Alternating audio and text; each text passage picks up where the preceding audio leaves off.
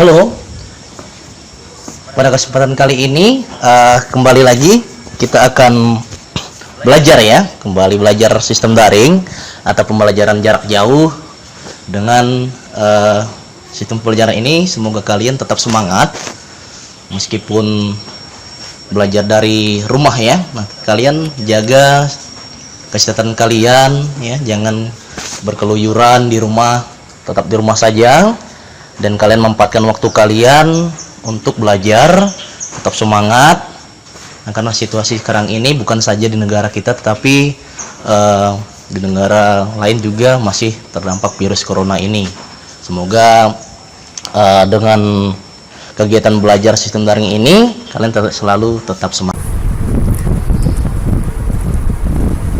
Oke, baiklah, pada kesempatan kali ini saya akan menjelaskan materi di kelas 10 ya, di tahun ajaran 2020-2021. Kita akan belajar mengenai konsep berpikir sejarah. Nah, konsep berpikir sejarah di sini, nah jadi ada waktu ya yang perlu kita pelajari.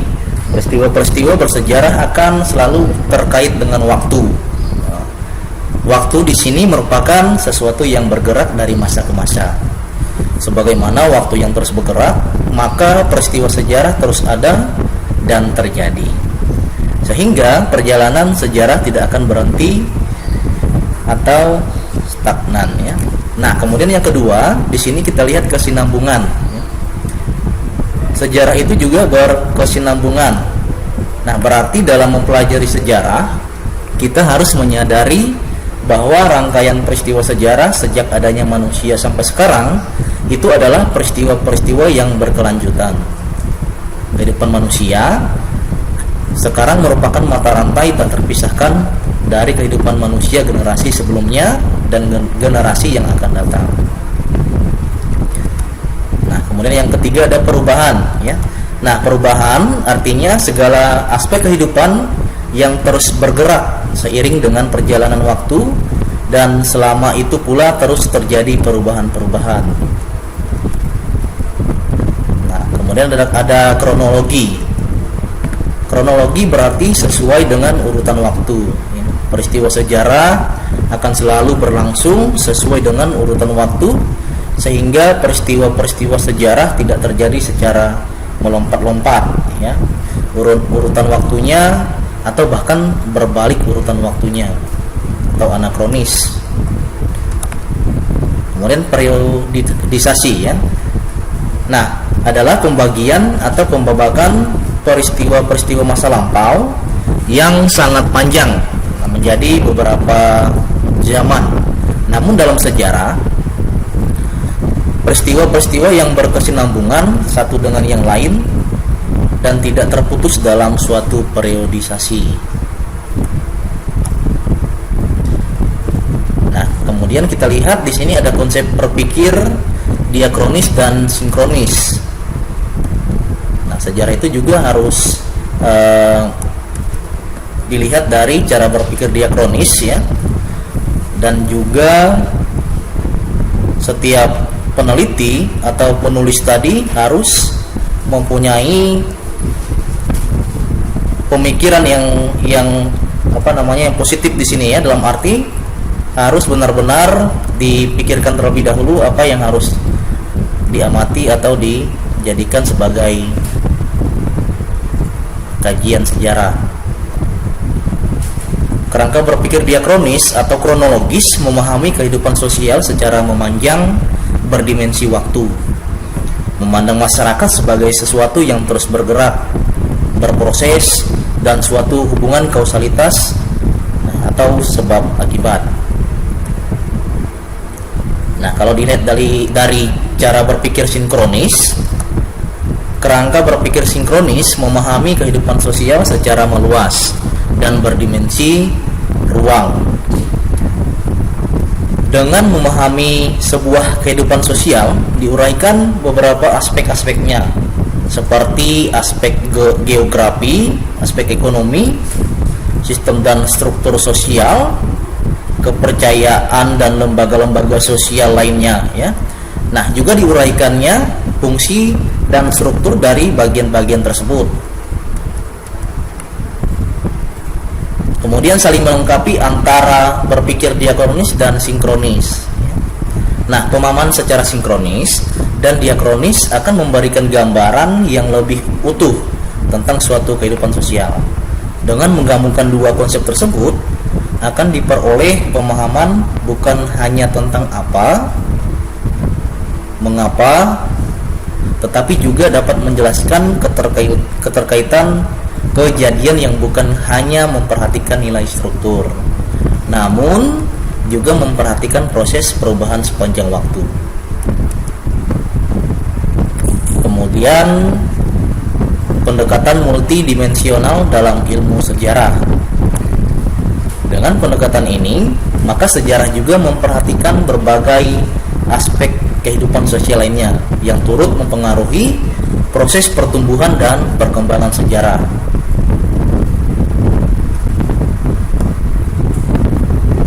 Nah, kemudian kausalitas dalam sejarah. Nah, ini merupakan hukum sebab akibat mengenai suatu peristiwa, keadaan atau perkembangan ya. Nah, kemudian kita lanjut lagi.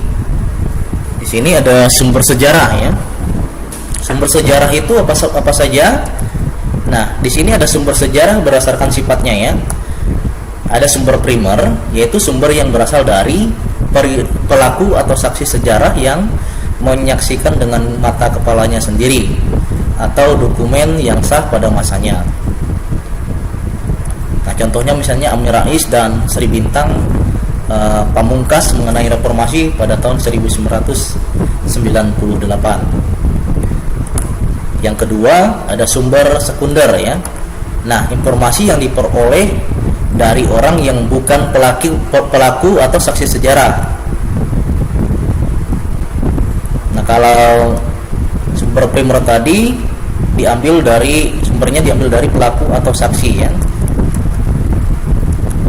Nah, contohnya misalnya karya tulis atau wawancara. Kemudian sumber sejarah berdasarkan bentuknya. Ada sumber lisan. Nah, berdasarkan kesaksian atau orang yang mengalaminya ya. Contohnya misalnya wawancara ya, arsip rekaman, kemudian ada petua, ada kisah-kisah, ada cerita kepahlawanan, kemudian ada cerita dongeng. Nah, ini dongeng juga bisa ya dijadikan sebagai sumber lisan asalkan mampu memberikan fakta atau penguatan dalam dongeng tersebut. Selanjutnya ada sumber tertulis. Nah, sumber tertulis di sini misalnya adalah prasasti. Kemudian yang kedua ada kronik. Yang ketiga itu ada babat. Kemudian hikayat ya. Dan surat-surat, laporan-laporan, notulen, piagam, naskah, kemudian arsip, buku dan surat kabar.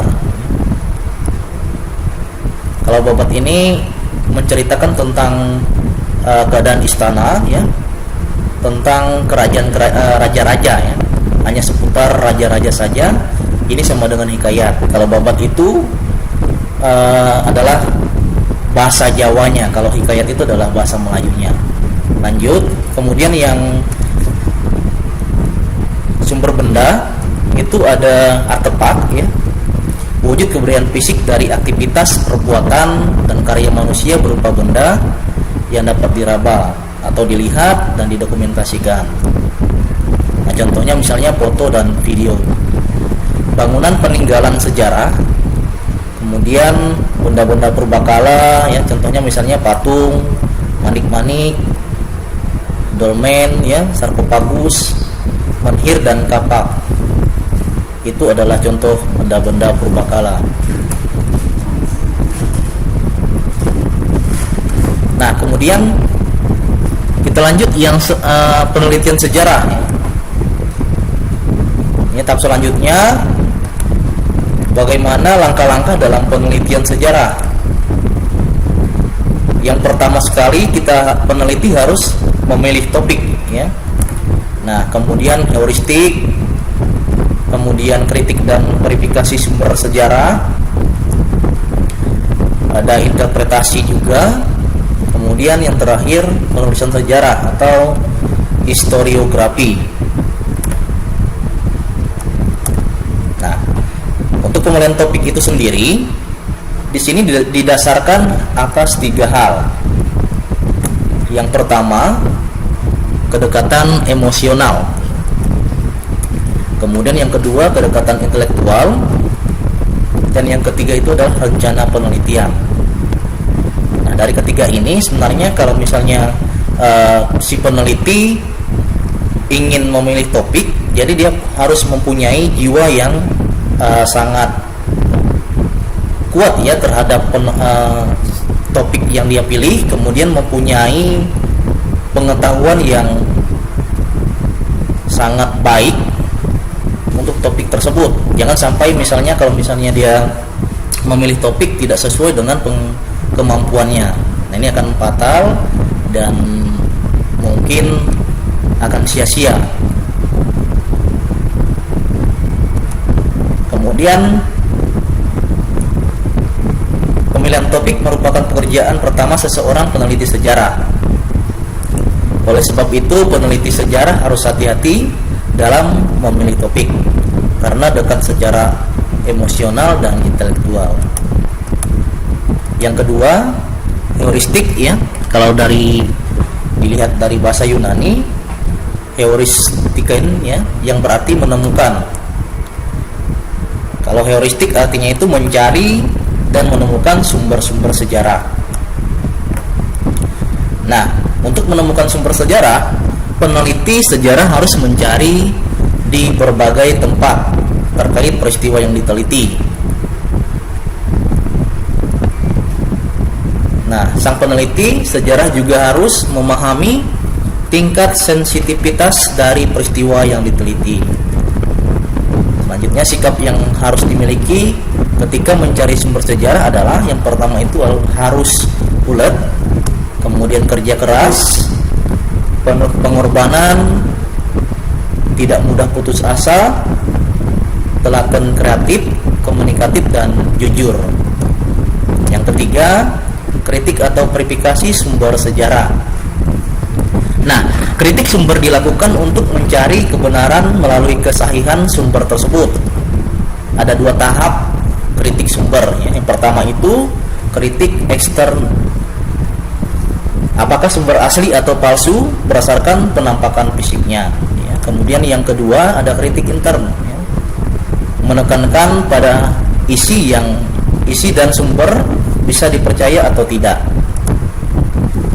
Jadi peneliti harus tetap kritis terhadap sumber-sumber yang berhasil dikumpulkan agar dapat menjadi fakta. Yang keempat, interpretasi. Nah, interpretasi ini merupakan upaya penafsiran fakta dan merangkai fakta tersebut menjadi satu kesatuan yang harmonis dan masuk akal. Kemudian kegiatan interpretasi ini dibagi menjadi 2.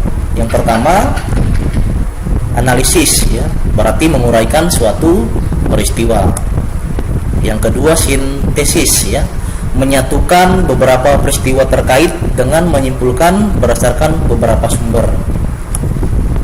Jadi peneliti itu harus fokus dengan penelitiannya dan bisa mengungkap berbagai faktor yang menyebabkan peristiwa sejarah terjadi di masa lampau.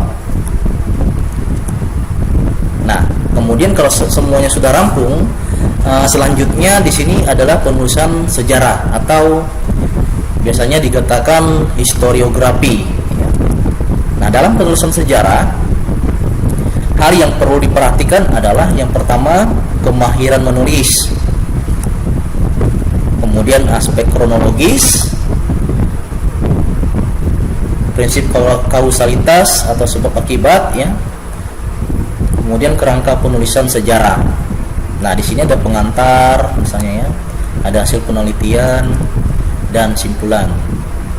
Nah, Jadi dari beberapa materi ini tadi ya